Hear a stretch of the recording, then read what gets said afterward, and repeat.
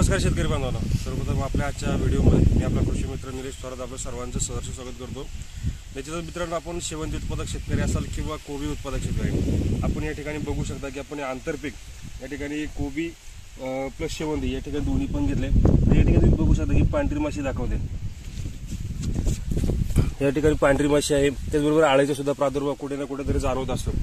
तर या ठिकाणी आपल्याला 2-in-1 कॉम्बिनेशन मध्ये स्प्रे घेणं गरजेचं आहे। तर या ठिकाणी आपण जो काल स्प्रे झाला, या ठिकाणी आपण काल स्प्रे करत असताना या ठिकाणी पावसाचे दिवस येत जात असतात, त्यासाठी आपण महत्त्वाचा स्प्रे घेतला की आळी राहणार आहे। तर आळीसाठी आपण या ठिकाणी प्रोपेनोफॉस 50% मधलं, त्याचबरोबर कॅन्डल प्लस गॅस पॉइझनसाठी आहे, म्हणजे आळी पाकुळी पण असेल त्यासाठी घेतलाय। त्याचबरोबर या ठिकाणी थायपोरॉइड मिथाइल, आता आपण त्याला रोग सुद्धा म्हणू शकतो किंवा स्टॉक सुद्धा आहे, तो या ठिकाणी वापरलाय।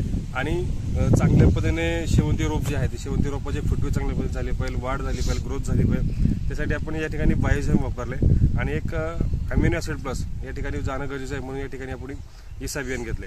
तर ह्या पद्धतीमध्ये या ठिकाणी शेड्यूल करून घेतले।